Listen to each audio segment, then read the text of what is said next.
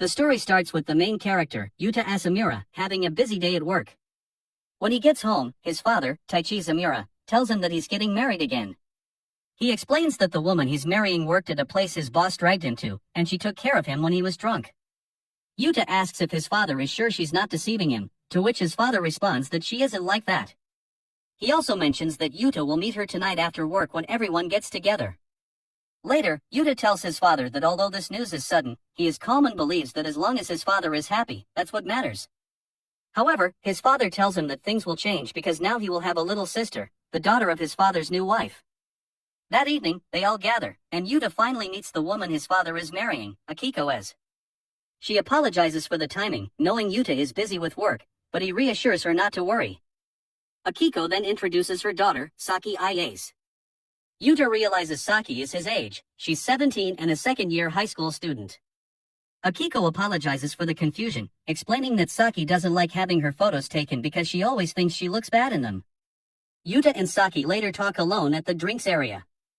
Saki expresses relief about living together and says she was worried Yuta might be a bad person. Yuta jokes that you can't always tell who the bad people are because they often hide behind a good mask. Saki mentions she heard that Yuta works hard to pay for college and gets good grades, but Yuta points out that even smart people can be criminals. Saki laughs and then tells Yuta that she has something to say before their parents come out. She wants to tell him something privately, indicating that she trusts him. Saki shares that she feels Yuta lacks passion for anything, which is why she thinks he will understand her message. She tells him not to expect anything from her, just as she doesn't expect anything from him. Yuta feels relieved by this and says he can finally breathe easily, which surprises Saki but makes her agree as she feels the same way. On Sunday, June 7th, Taichi is busy cleaning the house because Akiko and Saki are moving in soon. Taichi tells Yuta that he's nervous because he left cleaning his room for last and is now freaking out. He worries that if Akiko says his room smells bad, he'll get depressed. A few minutes later, the doorbell rings, and Yuta welcomes Akiko and Saki. Akiko mentions she bought some things to avoid coming empty-handed. Saki asks Yuta to ignore her mother because she can't say no and bought everything that was recommended to her. As they walk down the hall, both women comment on how nice it smells, and Akiko says it's just as Taichi described, he loves cleanliness. Yuta tells them that a clean space is important for a healthy spirit, and their motto is eliminate every speck of dust. Saki thinks the motto is a bit intense. Meanwhile, Taichi gathers enough courage to make a dramatic entrance, welcoming them to their new home while spraying air freshener. After a few seconds of silence, Akiko and Saki start laughing, and Yuta feels a bit embarrassed. Yuta then takes Saki to her room, explaining that although they have a bed and curtains, they weren't sure about her color preferences, so she can change them. The desk is by the window, and she can move it if she wants. Saki thanks him, saying the room is big, though Yuta thinks it's normal. Saki shares that they used to live in a small apartment, only 10 square meters, and she didn't have her own room. Yuta assumes they slept together on futons, but Saki explains that her mother works nights, so they have opposite schedules, and she slept alone. Saki then asks Yuta why he seems so tense when talking to her. Yuta replies that he doesn't know what to say. Saki reminds him that they are the same age, so he can relax. However, Yuta explains that he acts this way precisely because they are the same age. Saki asks if he feels tense around his classmates or friends, but Yuta says it's not the same. Saki assures him she's not criticizing him and that he doesn't need to worry about her. Yuta replies that it's not the problem, deciding it's best to ask her directly. Taking a deep breath, Yuta asks Saki if she would prefer he treat her like his friends. She says yes, adding that she would feel more comfortable that way because she's not his superior and doesn't deserve any special respect. Yuta is relieved by her answer and agrees to relax, though he admits he's not sure he can treat her exactly like his friends. He explains that he's trying to set clear boundaries, which will make things easier. Saki laughs a little, saying she appreciates his honesty and is glad they can adjust as needed. She mentions that when she says something similar at school, people laugh and think it sounds like a contract, which is why she distanced herself from everyone except one friend. She doesn't want to waste time flattering people who don't put in the effort to communicate honestly. Changing the subject, Yuta asks if she wants help organizing her things. She tells him he's a good person. As they all start arranging the house, Yuta finds an old cabinet with animal stickers at a low height, making him think it was decorated by a small child, which he finds endearing. At one point, Saki asks Yuta to come closer, but he trips and falls. The noise brings Akiko and Taichi to their room to check on them. When Yuta gets up, he realizes he's holding a bra, which he quickly throws away in embarrassment, making everyone laugh. Later, while unpacking, Yuta notices that Saki goes to Sisei High School. She confirms this and asks if he's surprised because she doesn't seem like a serious student. Yuta says he's actually surprised because he also attends Sisei and apologizes for not mentioning it sooner.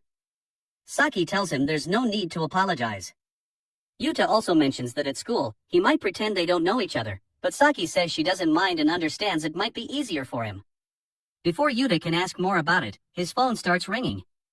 Saki tells him to answer it, saying she doesn't mind if people take calls in front of her. Yuta thanks her and goes to the bathroom to take the call. Yuta gets a call asking him to come into work. Later, he arrives at the bookstore where he works and, while at the cash register with his co-worker Shirori Omuri, she comments that he smells like a girl. She asks if he has a girlfriend, but Yuta tells her not to be silly, unsure if he really smells that much. Shirori confirms that he does, joking that he must have been very close to someone to smell so sweet. Yuta tries to leave, but she stops him, asking him to stay. Shirori then changes the subject, remembering that Yuta mentioned he was getting a new sister. She asks if he has met her and if she is pretty.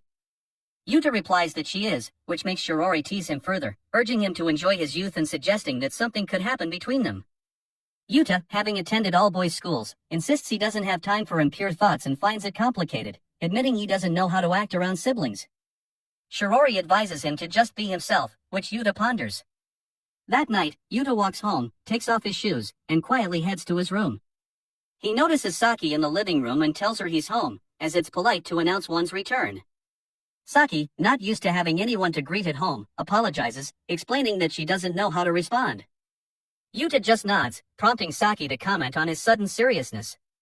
She reassures him that she wasn't treated badly, her mother would arrive home while she was at school, do what she needed, and leave before Saki returned. That was their routine. Yuta remarks that it sounds like they get along well, which Saki agrees with, saying she enjoyed their recent shopping trip together. Yuta then asks if Saki has taken a bath yet. When she says no, he offers to let her go first. While bathing, Yuta gets lost in thought, his expression showing a hint of melancholy. Meanwhile, Saki listens to the smart bathroom system's settings from the living room. After Yuta finishes and dresses, he informs Saki that the bathroom is free, still speaking a bit tensely. He wishes her good night, and she thanks him, wishing him the same. Yuta turns on the bathroom light to make it ready for her. Saki goes to take a bath, and afterward, while getting ready for bed, she realizes she left the bathroom light on. She tries to turn it off but accidentally turns on the hallway light, struggling with the unfamiliar smart panel. After several attempts, she finally turns off the light and goes to sleep. On the morning of June 8th, Yuta wakes up slowly thanks to his alarm clock. As he leaves his room, he greets Saki and asks if she slept well, knowing she's the only one home so early. She thanks him for preparing the bath, saying it was perfect, but asks him not to do it again to avoid wasting water. Yuta agrees and heads off to school. At school, Yuta spots Saki alone and approaches his friend Maru. Maru advises him to forget about Saki, noting that it's best not to interfere in someone else's love life. He hints at rumors about Saki, suggesting she's involved in questionable activities. Yuta is surprised, as Maru doesn't usually believe such gossip. Maru mentions that Saki's appearance, blonde hair, piercings, and a stern expression makes her look like a gang member. Some even claim to have seen her leaving a motel. A baseball club member asked her out, and she allegedly confirmed the rumors, saying she doesn't want to date anyone. Yuta is skeptical but acknowledges the rumors' impact. Maru shifts the conversation, teasing Yuta about having a new little sister. Later, Yuta heads to the tennis club, noticing a girl enjoying her free time. He then sees Saki, who's isolated from the others. Surprised, he asks her if she's skipping classes.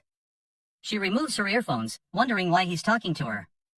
Yuta explains that he was concerned about her missing classes, to which she responds playfully, likening him to a scolding older brother. Yuta clarifies that he's not trying to reprimand her but was unaware she had chosen tennis. Saki explains that her friend Maya Narasaka is just playing around on the field. Maya had suggested they choose the same sport, which is why Saki is there. Curious, Saki asks Yuta why he chose tennis. Yuta admits that he picked tennis because it doesn't involve team games, he dislikes depending on others or having others depend on him. Saki nods, sharing a similar sentiment. She chose tennis to avoid team sports and keep her distance from others. Yuta realizes this might be because she struggles to fit in with her class, which surprises him since he always thought fashionable girls like her were the center of attention. She tells him she doesn't mind, if people leave her alone, she has more time for herself. Later, Yuta returns home and is greeted by Akiko, who is preparing to go out. She tells him she has made dinner, and Yuta apologizes for any inconvenience, understanding that dealing with customers can be exhausting. Akiko clarifies that she is actually a bartender, which surprises Yuta. She checks her watch, says she has to go, and asks Yuta to take care of the house while she's gone. Yuta agrees and then goes to his room to study. When he hears the door, he realizes Saki has arrived and welcomes her in.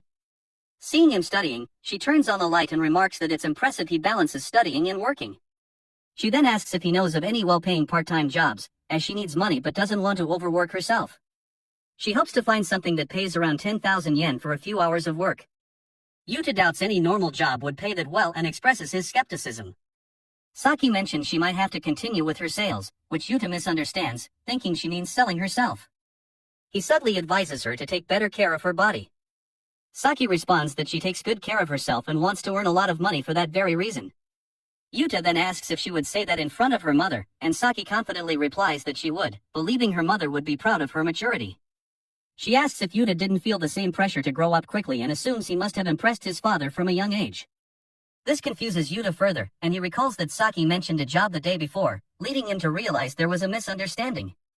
He sincerely apologizes to her for the mistake. Saki asks Yuta not to worry about his misunderstanding, admitting she understands why people might get the wrong idea about her based on her appearance. She explains that her clothes are like armor, helping her survive in society because life is a constant struggle, even if others can't see it. She then asks if he's noticed how cute her mother looks when she goes to work. Yuta admits that he has, and Saki reveals that her mother only finished high school. Despite her limited education, she is often judged harshly because she is an attractive woman working nights, with many assuming she's using her looks to her advantage. Yuta thinks this is unfair, and Saki agrees, explaining that society often uses twisted logic to judge people. If someone is smart but not attractive, they are considered a nerd. If they are attractive but not smart, they are accused of using their looks to exploit others. A woman who doesn't depend on anyone is seen as a parasite, but if she works hard, she's criticized for not having a good man to help her. Saki explains that she uses her clothing as armor because she needs to be perfect to stand out, excel in her studies, and work hard. Yuta asks if she finds this exhausting, and she admits that it is, but believes it will be worth it to prove people wrong. Yuta reflects on his own desire for independence and freedom from others' expectations. He realizes that Saki seeks to be strong and independent for similar reasons. Saki agrees and apologizes for any misunderstandings. After a few moments, Yuta compliments her on the delicious food and asks if she knows of any part-time jobs. She appreciates his concern but insists she doesn't want him to solve all her problems. Yuta proposes a deal. She makes him miso soup every day, and he helps her find a job. Saki asks if this is his way of declaring his feelings, but Yuta clarifies that it's not. He just enjoyed having homemade soup for the first time in years and knows Akiko is busy with her job. Saki agrees to the arrangement, and Yuta promises to help her find a job so she can be independent. Saki agrees to cook for him from now on, marking the beginning of a supportive partnership. The next day, Yuta woke up, still in disbelief about what he saw from Saki. When Yuta goes to the kitchen, he sees Saki preparing breakfast and asks her what she's doing. She reminds him of their deal from yesterday. Yuta, already aware of the agreement, points out that it was supposed to be for dinner. Saki explains that she decided to make breakfast as well, as part of her personal policy to always give more than expected. Yuta, impressed, rushes to finish his breakfast and head to work, complimenting her on the delicious meal. While watching Yuta eat, Saki asks if he doesn't like the food. Yuta, caught off guard, clarifies that it's not that he dislikes it but that he usually eats his fried eggs with soy sauce. Saki is surprised by this, as they always make it with salt and pepper at home. She decides to remember this preference for the future. At work, Yuta is reading a book about money, which catches his coworker Shiori's attention. She asks him about it, and he explains that he wants to live independently after finishing high school, so he needs to save money. He also mentions that having a younger sister at home makes the house a bit crowded. Shiori understands his desire for independence but thinks having a sister his age could be helpful. She comments that it's not bad to rely on others when needed, noting that some people prefer women to be dependent, though she considers that a matter of personal taste. Shiori agrees with Yuta about the importance of money but also mentions that it's okay to depend on others sometimes. She brings up that even millionaires rely on others, which Yuta finds a bit shady. Shiori then playfully asks if it would be odd for a beauty like her to have a couple of sugar daddies, making Yuta nervous as she approaches him. When Yuta moved away from Shiori in surprise, she clarified that she was joking and began to laugh. she advised him to consider relying a little more on his family. When Yuta returned home, he shared this advice with Saki and discussed the best ways to depend on others. He continued to look for options but thought this advice could be helpful. Saki was surprised to learn that Yuta had such close friends and offered her full support, even if Yuta didn't understand what she meant by that. Saki remarked that she sees herself as a kind, older sister type and acknowledged that Yuta's friend had a point. However, she still preferred to be independent. Yuta asked if she didn't like the idea of depending on him or their father, but Saki explained that while she thought they were good people and she could rely on them, it would be easier if they were bad people. She apologized for her bluntness and thanked him for the food before leaving the table. Later, Yuta went back to his room and found a bag hanging on the doorknob, possibly something Saki left for him. The next day, they headed to school separately. At one point, Yuta noticed Saki walking ahead with her headphones on, oblivious to a car about to hit her. Yuta reacted immediately, preventing a tragedy. At the tennis club later, there was a noticeable distance between them. It was clear that Yuta had scolded her strongly after saving her, which affected Saki.